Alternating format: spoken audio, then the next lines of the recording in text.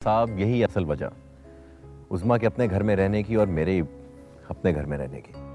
ये साहब, ये तो बिल्कुल हमारी कहानी है। तुम्हारी कहानी? तो और क्या, हमारा भी यूं ही उकसाने हुआ था। ना हमारे घर वालों को कानो कान खबर हुई और ना हमारी ज़ौजा मोहतरमा के लवाहिकीन को। तो मिर्ज़ा साहब, आपने इस मसले का क्या हल निकाला? अरे सीधा साहब, जब मियाँ बीवी राजी तो क्या करेगा बेचारा काशी। कुछ दिन चूं चूं हुई, फिर सब कलम पर खामोशी के ताले।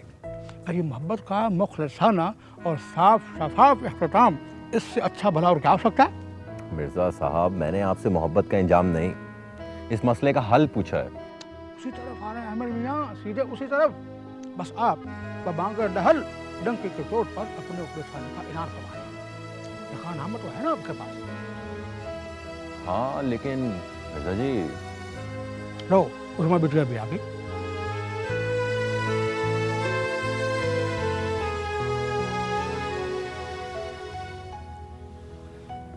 मिर्ज़ा साहब, अजी समझ गए।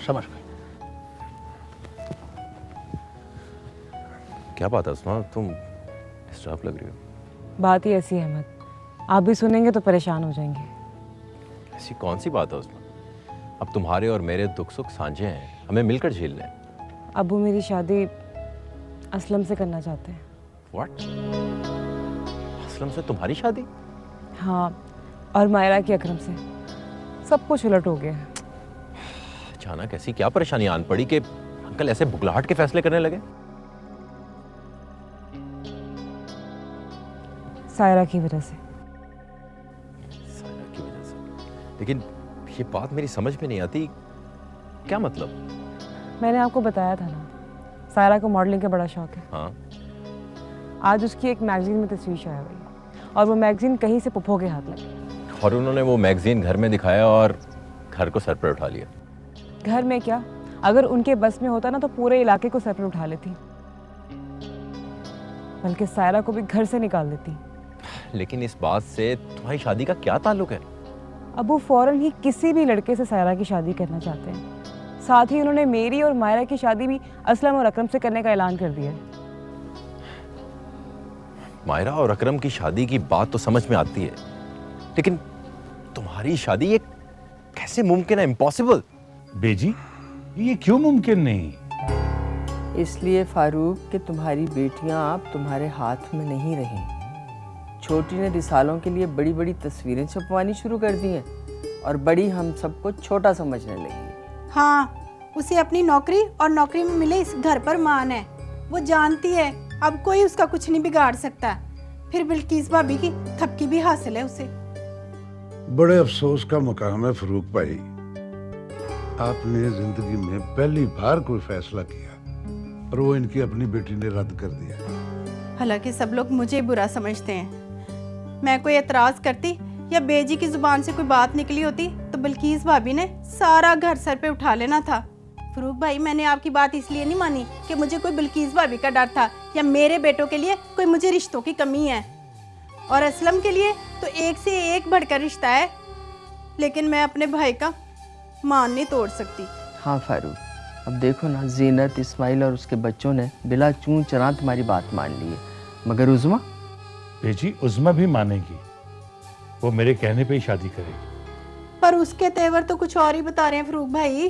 हाँ फारूक, ये बात मैंने भी महसूस की है।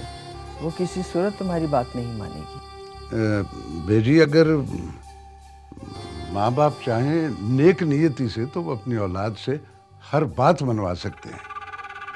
अब हमारे असलम और अकरम के भी बड़े बड़े ख्वाब थे। वो अब उज़्मा और मायरा से शादी नहीं करना चाहते। ये किस तरह की बातें कर रहे हो इस्माइल? ना अब तुमने कौन सी नई कहानी शुरू कर दी है? जीनत खातून, मेरी कहानी अभी ख़त्म नहीं हुई थी कि कड़ाम करके तुमने बीच में छलांग लगा दी। बेजी, मैं कह ये रहा था कि मेरा मतलब है कि मैं और जीनत खातून, हम दोनों घूर कर भी अपने बच्चों की तरफ देखें ना तो वो आंखें ऊंची नहीं करते हैं। ये उनकी जुर्रत कैसे हो सकती है कि फारूक भाई के फैसले के सामने वो अपना सर उठा सके? और नहीं तो क्या, हम मियाँ बीवी की तो एक सलाह होती है, पर इधर फरूक भाई कुछ और कहते हैं और बल्कीस भाभी कुछ और कहती हैं। अब तो बल्कीस भाभी ने अपना फर्ज समझ लिया है फरूक भाई की हर बात की मुखालफत करना। इसमें बिल्किस कहाँ से आ गई? उसे तो इस बात का इल्म ही नहीं। फारूक, तुम भी किस कदर सीधे साधे हो। भाई बिल्किस की हिमायत के बगैर उस्मा यूं तुर्की ब तुर्की जवाब दे सकती है? अपने फैसले पर डट जाए फरूक भाई। अगर आप थोड़ी सी भी कमजोरी दिखाएंगे ना तो बल्कीस भाभी सारी जिंदगी आपके फैसलों पर थूकती रहेगी और आप उस थूक पर फिसलते रहेंगे। हाँ,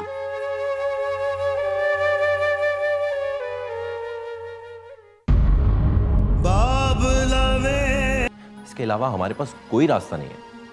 घबराओ मत। परेशानी में घबराहट परेशानी का वजन कई गुना बढ़ा देती है। मैं क्या करूं अहमद, मेरे अंदर एक अजीब सा खौफ समाया हुआ है। मुझे डर लगता है। डर? उस्मा, क्यों डर? डर तो गुनाह और जुर्म की पैदावार होता है। हमने शरई काम किया है, कोई गुनाह या जुर्म नहीं। मैं तुम्हें निकाहनामे की कॉपी देता हूँ, तुम जाकर अपने घर वालों को दिखा दो। उस पर न जाने उनका क्या रद्द अमल होगा। निकाहनामा बजाते खुद एक रद्द अमल होता है, इससे बड़ा रद्द अमल और क्या हो सकता है? आपको बताया तो है अहमद, आजकल सायरा की वजह से अबू बहुत गुस्से में है। वो कुछ भी कर सकते हैं। और ऊपर से जीनत पप्पो, वो जलती पर तेल नहीं पेट्रोल डालती हैं। मुझे डर है कि अब्बू कहीं घर छोड़कर ना चले जाएं। नहीं नहीं उस्मा, ये नौबत हरगिज नहीं आनी चाहिए। वो तुम्हारा घर है, तुम उस घर को छोड़ देना, लेकिन अपने वालिदैन को कभी उस घर से बाहर मत होने देना। हाँ, भी अजीब बात करते हैं मत। अब्बू मेरी कोई भी बात नहीं मानेंगे, वो मेरी एक भी बात नहीं सुनेंगे। सॉरी उस्मा, तुम्हारी एक कमजोर दलील मैं नहीं मानता। कमजोर दलील? आपके कहने का क्या मतलब है? अगर जीनत अपने भाई से अपनी हर जायज नाजायज बात मनवा सकती है, तो तुम बेटी होकर अपने बाप से एक जायज ख्वाहिश नहीं मनवा सकती? मनवा सकती होती तो आपसे कोर्ट में जाकर शादी क्यों करती? मेरी डोली मेरे बाबुल के घर से ना उठती? उठ सकती थी, उस वक्त भी उठ सकती थी, अगर तुम हिम्मत से काम लेती। तुम्हारी ये सर झुका देने वाली आदत तुम्हें कोर्ट तक ले गई। अब खुदा के वास्ते हिम्मत से काम लो और जो कुछ हो चुका है जाकर साफ साफ अपने घर में बता दो, प्लीज।